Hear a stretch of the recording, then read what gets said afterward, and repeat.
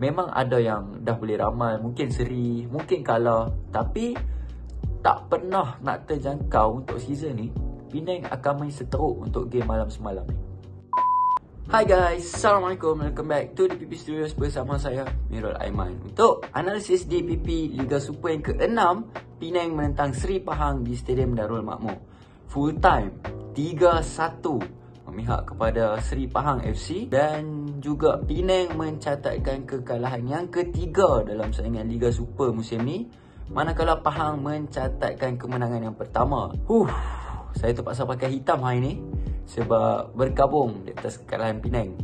Kita akan tengok satu persatu kat mana silap dia, dan benda ni saya rasa kesinambungan daripada game lawan Kedah hari tu. Dan fans pun makin marah, makin kecewa. Saya tak tahu dekat mana silapnya, apa yang kurang, tapi kita akan tengok part by part. Alright, game yang lepas, Coach Thomas Truka kata saya akan buat analisis. Saya dah pun cerita dalam video yang sebelum ni untuk analisis lawan Kedah. Coach Truka kata dia nak buat analisis, tapi seperti yang dijangka, analisis yang dilakukan oleh Truka tu saya rasa hanya sekadar wayang. Dia bukan buat analisis betul pun. Sebab kita tengok trend. Benda ni trend bukan daripada Liga Super lagi season ni. Benda ni start jadi daripada Piala Malaysia, ataupun saya boleh katakan titik permulaan dia daripada second round Liga Super musim lepas. So bila dekat Piala Malaysia dia dah meletup sikit, dan benda ni bersambung. Walaupun Penang merupakan antara pasukan terawal buat persiapan untuk Liga Super 2022, tapi nampak macam tak buat persiapan langsung. Dengan cara main semalam macam tak pernah training, tak ada persefahaman, gameplay tak ada dan sebagainya. So, line up yang dikeluarkan oleh Penang saya rasa sama macam lawan Kedah. Tak ada perubahan, first 11 yang sama. Maknanya di segi keeper sampai ke striker semua player yang sama. Dan Penang menggunakan formasi 4-1-4-1. Sama juga dengan Pahang. Pahang pun menggunakan formasi 4-1-4-1. Tapi untuk game malam tadi, saya nampak yang Pahang punya formation tu lebih menjadi berbanding dengan Penang. Kedua-dua tim guna formation yang sama, tapi kaedah yang digunakan oleh Pahang lebih menjadi berbanding dengan Penang. Nampak Penang makin lama makin tak ada arah, makin hilang tujuan dalam liga ni. Panas sikit. Hari ni panas sikit, kita kena ulah. So, dengan berlakunya perubahan, saya rasa nak kata perubahan sangat pun bukannya perubahan positif. Perubahan yang makin menurun dalam gameplay Penang ni. First half, kita nampak selalunya first half Penang akan control game dulu. Kemudian second half, masuk minit ke 60, minit 65, baru Penang akan defend. Tapi, lain pula terjadi untuk game lawan Pahang ni. Saya nampak macam daripada first half, Penang banyak buka ruang untuk bagi Pahang kuasai bola di bahagian tengah dan juga buat serangan ke atas katul ni. Dan saya nampak defend untuk first half back four kita sama juga. Dia macam tak organize tau. Dia macam tak organize untuk defend ni. Kita punya back four, Fairuz, Latif, Arash dan juga Rontini. Nampak macam tak ada persefahaman antara 4 orang player ni.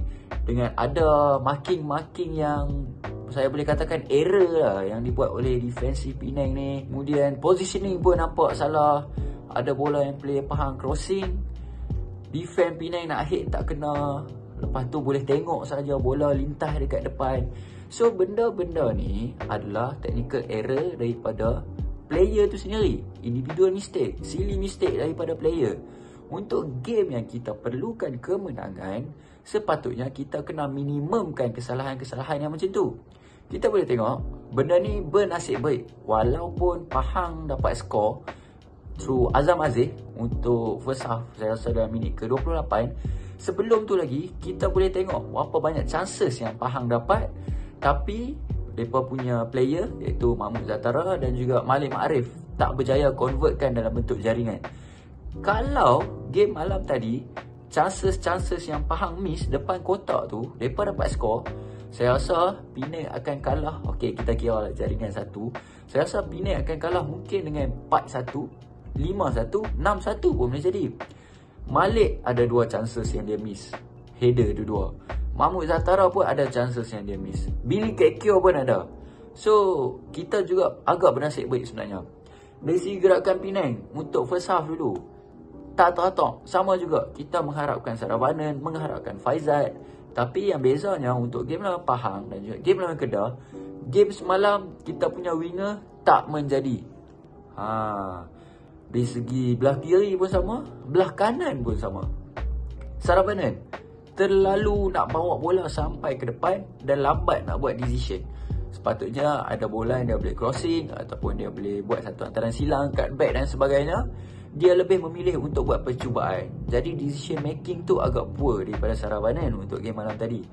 Sebelah kanan Faizal sama juga, saya nampak tak ada improvement lagi. Banyak benda yang Faizal kena buat kalau nak buktikan yang beliau betul-betul layak untuk ada dalam first 11. Bahagian tengah pula Azizan Nordin tak dapat main sampai minit ke-90, terpaksa dikeluarkan first half sebab hamstring dan digantikan dengan Syukri Hamid, player yang beraksi untuk PJ City last season. Hendrik Hendrik Dos Santos sama, fancy, passing pun agak tak sampai. Cuma apa yang saya nampak untuk game lawan Pahang ni, Hendrik dia agak agresif. Agresif yang macam mana tu? Agresif lebih kepada nak argue setiap decision referee. Memang kita tahu referee ada buat silap dari segi gol yang kedua Pahang tu. Saya pun rasa referee sepatutnya bagi foul sebab advantage seharusnya dapat kepada Katul bila ada pergelutan. Sampaikan Katul dah terbaring lah, injured kan. Tapi referee tak bagi foul, still go on, menyebabkan David Rowley berjaya menjaringkan gol yang kedua untuk Seri Pahang masa second half tu. Gol Penang Syukri Hamid injury time first half, yang tu saya boleh bagi 100% kredit untuk dia. Walaupun Syukri Hamid ni masuk menggantikan Azizan Nordin, kita tahu Azizan beraksi sebagai DMF, tapi Syukri masa first half kita dapat tengok kerap kali juga Syukri naik sampai ke dalam D-box Seri Pahang dan akhirnya dia buat satu gerakan solo selepas Faizat lepas bola dan di tackle, menghasilkan jaringan untuk Penang daripada Syukri Hamid. Tu memang kredit untuk Syukri Hamid atas effort dia. Dia masuk sebagai player gantian dan berjaya menjaringkan gol. Tapi ada tapi, Syukri Hamid pun ada buat beberapa silly mistake juga. Awal-awal masuk stop ball dia dah terpijak bola dah terpijak bola, menyebabkan dapat bola kepada player Pahang, tapi nasib baik bola tu foul. Kemudian ada juga passing-passing yang agak kelam kabut daripada player ni. So saya nak ulas apa lagi. Hilal Al-Helwi nampak tak menjadi langsung untuk game lawan Pahang ni. Dengan lebih, mungkin dia tak boleh nak main sebagai target man. Ada bola-bola lambung yang dia bagi, memang Hilal tak boleh nak challenge ball. Dan Hilal pun tak berapa nak dapat bola sangat untuk nak jaringkan gol ni. Kalau sepatutnya target man, seharusnya dia lah orang yang paling banyak akan receive the ball bila Penang tengah dalam fasa menyerang. Tapi ni sebaliknya pula berlaku. Untuk Seri Pahang, saya boleh puji Azam Aziz. Dia memang, bagi saya Azam Aziz ni mastermind untuk game Pahang. Mastermind, master plan, semua segala master lah. Siapa belum PhD lagi. First goal daripada Azam memang perfect lah. Dia punya shooting daripada jauh, dia nampak angle yang terbuka di bahagian kanan Katul. Memang dia punya vision tu sangat cantik daripada Azam. Nampak Azam punya gameplay ni makin lama makin matang dengan keadaan yang sekarang ni. Kemudian second goal David Rowley, saya dah ulas pun tadi, yang bola saya rasa sepatutnya foul, tapi referee just teruskan permainan macam biasa. Dan gol ketiga pun hasil daripada Azam juga. Azam buat satu hantaran silang kepada Sean Janely dan berjaya menewaskan Hafizul Hakim. So tu secara keseluruhan lah untuk game Penang lawan Pahang ni. Ada juga fans yang sanggup dari Penang ke Kuantan, walaupun tak berharap pun sebenarnya untuk Penang buat something yang extraordinary, orang kata something yang terlalu special. Cumanya semua fans tak expect Penang main seteruk ni untuk game lawan Pahang. Memang ada yang dah boleh ramal, mungkin seri, mungkin kalah, tapi tak pernah nak terjangkau untuk season ni Penang akan main seteruk untuk game malam semalam ni.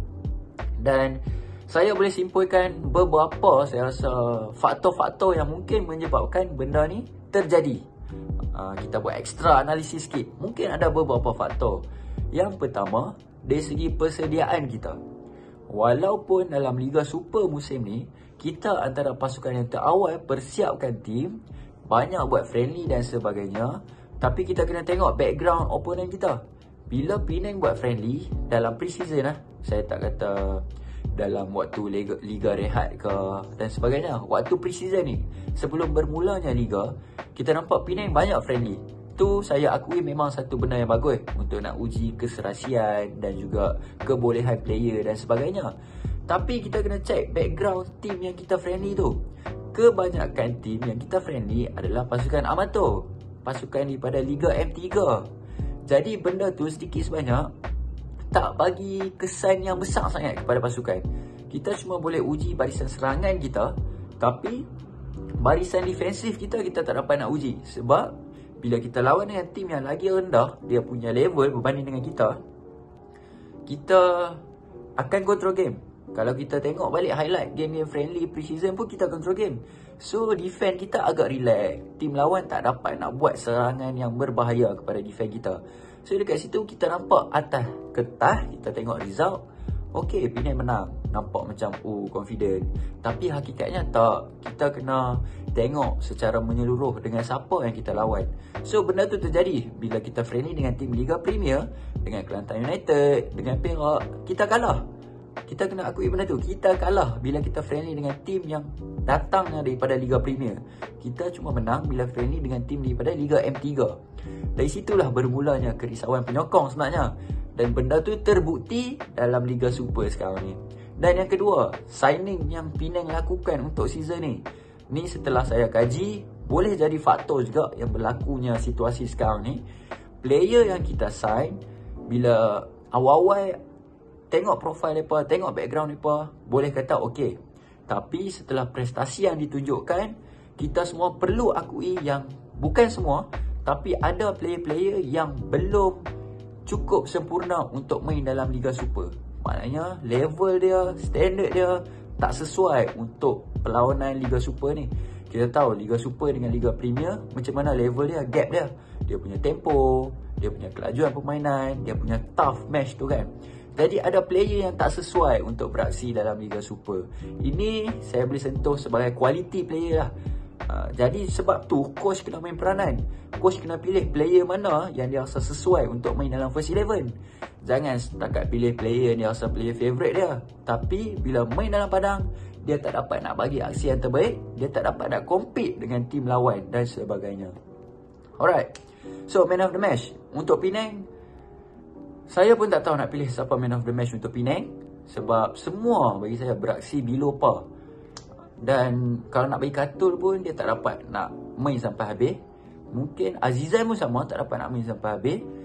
Cuma keseluruhan, saya boleh kata man of the match, player yang paling menyerlah untuk game Penang lawan Pahang ni adalah Azam Aziz. So saya pilih Azam Aziz sebagai man of the match untuk Penang menentang Seri Pahang. Harapan saya dan juga penyokong-penyokong yang lain selepas ni, kita rehat lama. MFL dah bagi cuti sebab bagi laluan untuk Sukan C, untuk kelaikan Piala Asia dan sebagainya. Kalau management, kalau coaches tak buat something, apa yang saya predict dalam analisis yang lepas berkemungkinan besar akan terjadi. Kita akan fight dalam relegation battle dan tak mustahil kita akan turun balik ke Liga Premier untuk musim depan. Jadi saya tak mau tegak untuk management ke coach nak buat apa dan sebagainya. Sebab saya pun bukannya ada lesen UEFA, bukan ada lesen Pro.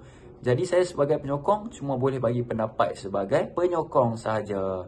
Kalau dalam tempoh rehat ni tak buat something, so saya menjangkakan next game ke depan kita akan ada masalah yang lebih besar. Dan mungkin kita boleh kalah lagi teruk berbanding dengan game Seri Pahang ni. Saya tak minta banyak, cuma perbaikilah. Kita singkirkan mana yang patut dengan tempoh yang ada. Kalau tak ada perubahan, memang satu lagi benda yang saya boleh jangkakan, Stadium Bandaraya makin lama akan makin kurang kehadiran penonton untuk ke stadium. Jadi itu kata saya. Apa pula kata anda sebagai penyokong Penang yang sedang terluka sekarang ni? Boleh tinggalkan pendapat dan juga komen anda sendiri di bahagian komen. Jangan lupa like video ni, jangan lupa share dan jangan lupa subscribe. Tekan butang loceng untuk notification. Sekian dulu daripada saya, Mirul Aiman. Demi kebanggaan, demi Pulau Pinang. Bye-bye.